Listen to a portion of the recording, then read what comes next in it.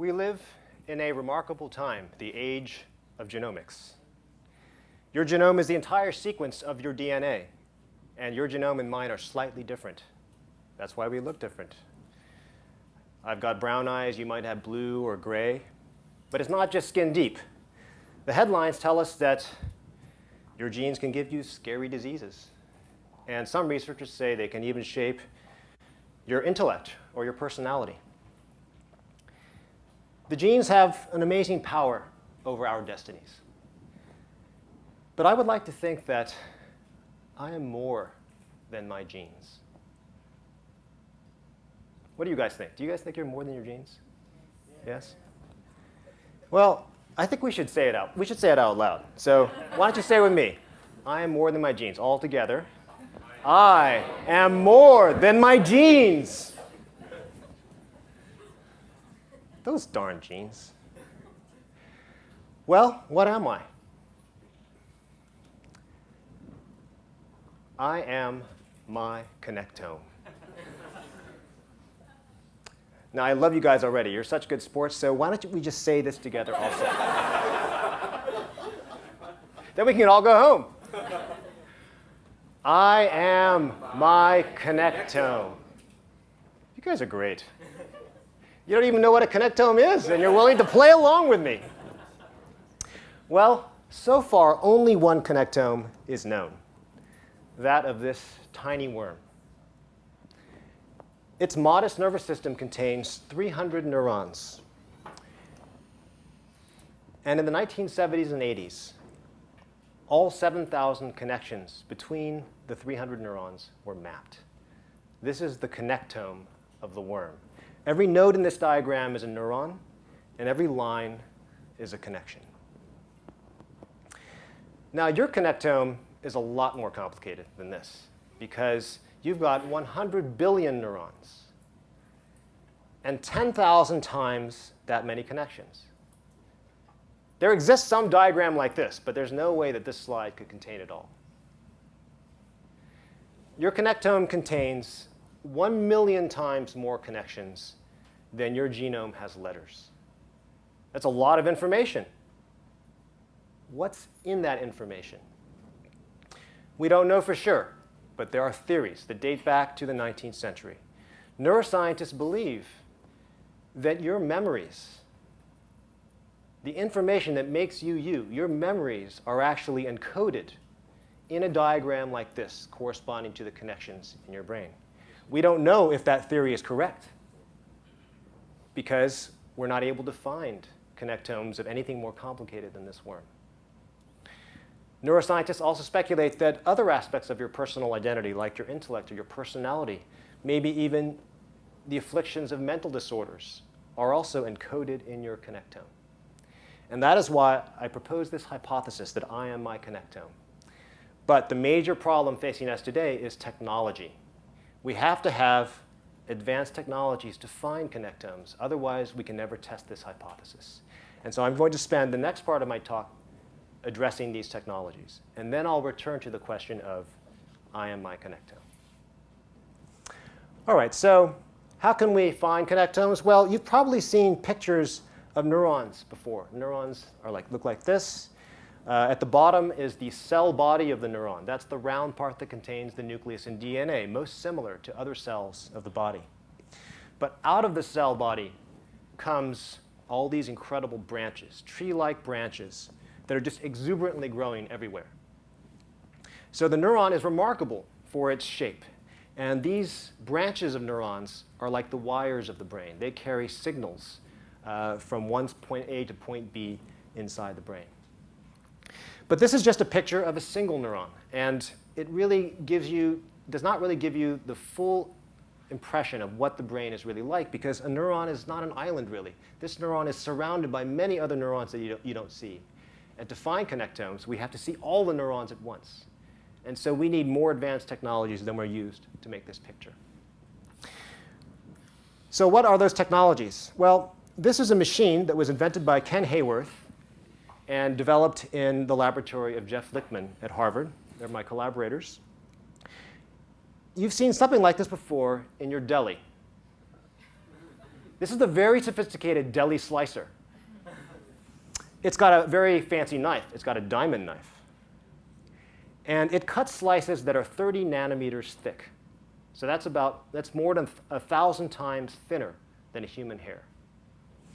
And slices of mouse brain are coming off that knife and floating onto the water to be picked up on a tape. A tape is collecting those slices. So once the piece of brain is sliced up like this, it can be imaged using an electron microscope, a microscope that has very high resolution. And this silicon platter is covered with slices of mouse brain. And we're going to zoom in to one slice. The white spots are the cell bodies of neurons. We're zooming in by a factor of 100,000 times to see the microstructure or the nanostructure of the brain. Now, you don't really see much here that looks like a neuron. It's kind of confusing looking. And in fact, this is just a two-dimensional image of a slice. We've got to see 3 dimensions in order to see neurons. And so take a lot of these images and stack them up, and you get a 3-dimensional image, which looks something like this.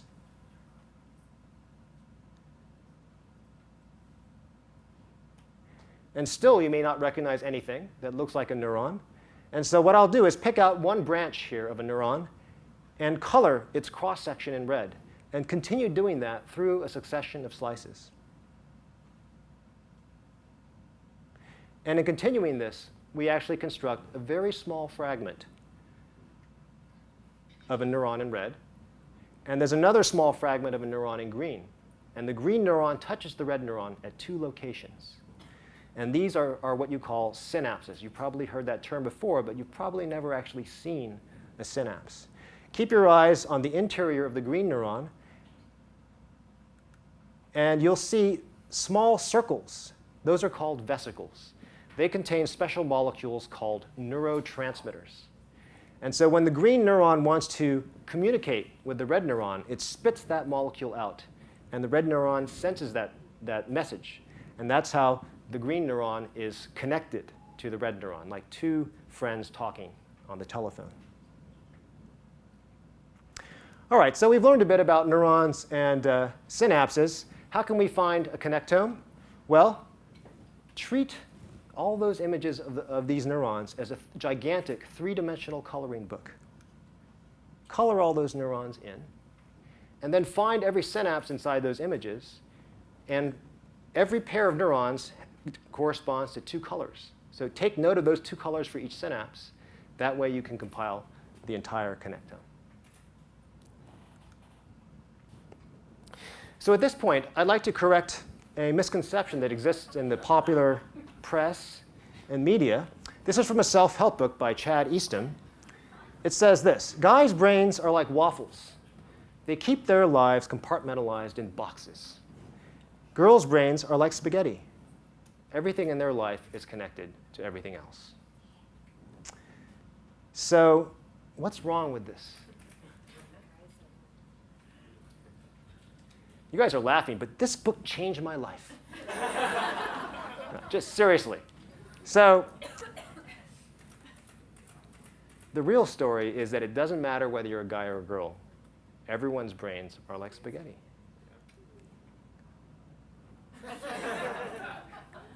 Or maybe really, really fine capellini with branches. Just as one strand of spaghetti contacts many other strands on your plate, one neuron contacts an incredible number of other neurons through their entangled branches.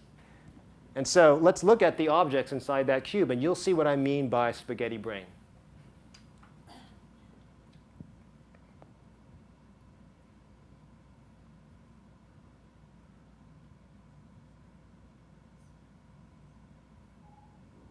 Pretty complex, right? Now, I haven't given you an idea of how large that is. That's just 6 microns on a side. So let's see how that compares with a neuron.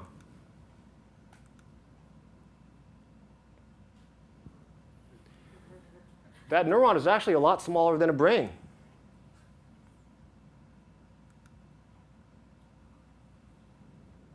That's just a mouse brain.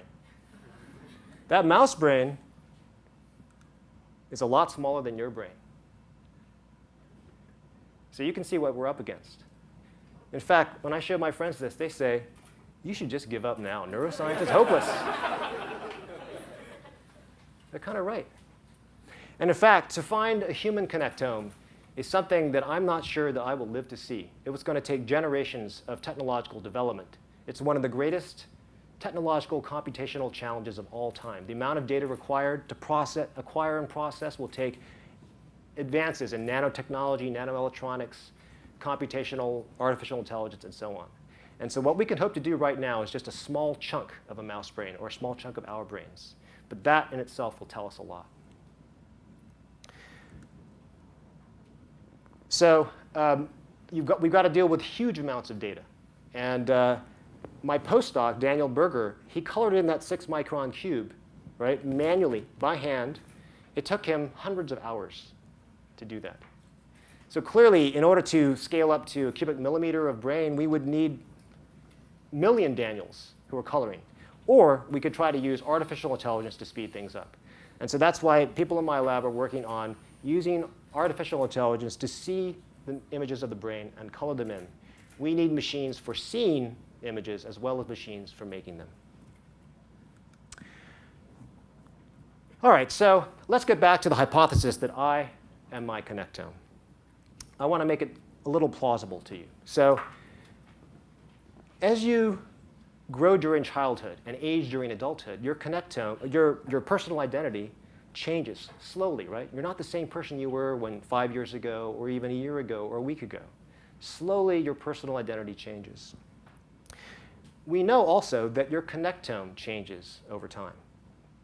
What kind of changes happen? Well, neurons can grow new branches, and they can lose old ones. And not only that, synapses can be created, and they can be eliminated.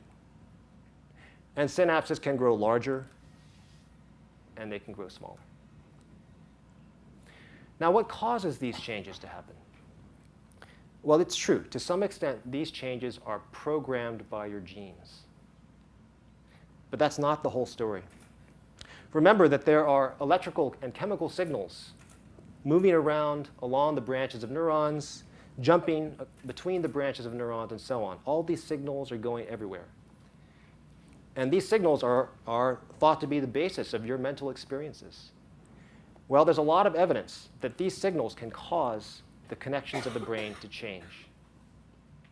In other words, your connectome is shaped not only by your genes, but by your experiences. And quite possibly, just the act of thinking can cause the connections in your brain to change. The most astonishing example of mind over matter. And because your connectome is shaped by experiences, every connectome is unique, even those of genetically identical twins. Now, to understand the relationship between electrical signals, which we call neural activity, and connectivity, I like to use this metaphor of the stream. You know, I can look at a stream like this for hours. The water jumps and sparkles. It looks so refreshing, I want to go in. But it's a mistake to be mesmerized by the water because you might miss the bed of the stream. It's the bed of the stream which tells the water which direction to flow in. And we might make the comparison of neural activity to the water of the stream. Neural activity is constantly changing, constantly flowing. Neural connections determine the pathways in the brain's neural network along which the signals flow. And so the connectome is like the bed of the stream. And because neural activity encodes thoughts, feelings, and perceptions, we might go even further to metaphorical heights and say that this is the stream of consciousness, that neural activity is the water of this stream, and the connectome is its bed. All right, so let's return from the heights of metaphor and think about a plan for science. Suppose we have the technology for finding connectomes. How can we actually test this hypothesis? Well, I propose that we attempt to read memories from connectomes. How can we do that? Well, let's consider not the memory of what you had for dinner yesterday, but something called procedural memory. What happens when a pianist plays a Bach sonata? The pianist can reproduce the exact sequence of notes over and over and over again. How does this happen? According to one theory, this is because activity in the pianist's brain is repeated in a stereotyped sequence. And also the connections inside some area of the pianist's brain are arranged in a chain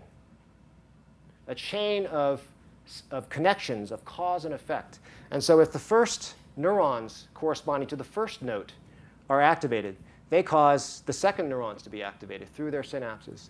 And they cause the third neurons to be activated, and so on down the line.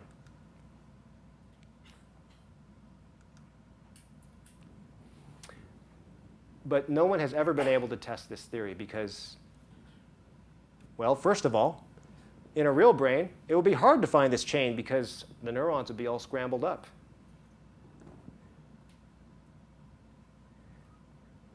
And anyway, we've never had connectomes before, so we can't look for the connections. But soon it will be possible. And in fact, we're not going to look in famous pianists. We could try looking in another example of a musician, the bird. My friend Michael Fee records neural activity in a brain area called HVC, shown here at the top. And in fact, he has found that inside HVC, the neurons are activated in a precise and stereotyped sequence every time. And so I propose that we find the connectome of HVC and try to order the neurons, computationally analyze this connectome, try to find an ordering of the neurons that reveals a chain-like structure. And then we would have decoded the meaning of its connectome. The sequence of neurons inside this chain-like structure would be a prediction for the order in which the neurons are activated when the bird recalls its song. And I would call that the first example of reading a memory from a connectome. Have you ever tried to wire up an electronic system as complicated as this? I heard a yes down here in the first row. I hope not, because it's really hard. And you know it's easy to make an error. Remember, the branches of neurons are like the wires of the brain. Can anyone guess what's the total length of branches inside your head? Any guesses? To the moon and back. Pretty good. Pretty good. That would be 500,000 miles. More. There are millions of miles of wires inside your brain. And if you realize that, you realize there's plenty of opportunity for mistakes. The popular press loves to say that anorexic brains are wired differently, or autistic brains are wired differently. But actually, the evidence for these claims is very slim because we can't see the wires. But when we have the right technologies, we will truly be able to see miswiring of the brain to read mental disorders from connectomes. Now, I've tried to persuade you of the plausibility of this idea that I am my connectome, and that indeed we'll be able to test this idea scientifically. But I'd like to conclude with another thought. Sometimes the best way to see whether you take a hypothesis seriously is to consider the most far-out implication of this hypothesis. And I would say that is the following: that death is the destruction of your connectome. If you believe A, I think you have to accept B. And I mention that not just because I'm naturally morbid, but because there are prophets today who claim that technology will fundamentally alter the human condition and indeed transform the human species. One of their most cherished dreams is to cheat death by the practice called cryonics. If you pay $100,000, you can arrange to have your body frozen after death and preserved in liquid nitrogen in this Arizona warehouse, awaiting a future civilization that is advanced enough to resurrect you. You can also opt to preserve only your head, in which case the price drops to a bargain of $70,000. Should we ridicule the modern seekers of immortality, calling them fools? Or will they someday chuckle at our graves? I'm not sure.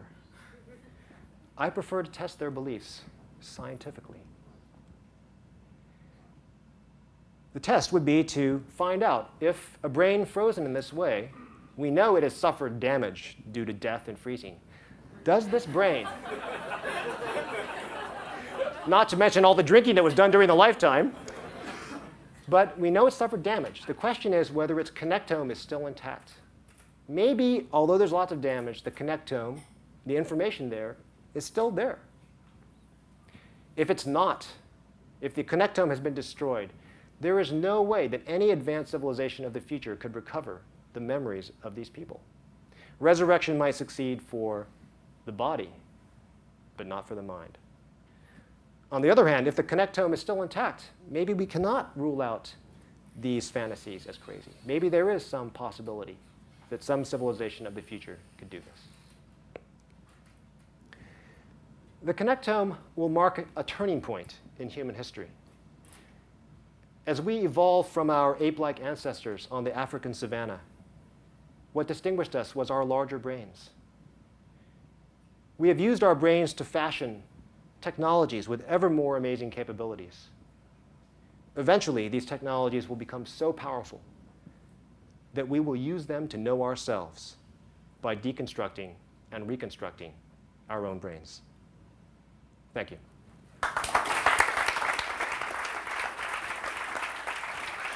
Thank you so much. Thanks very much, Sebastian.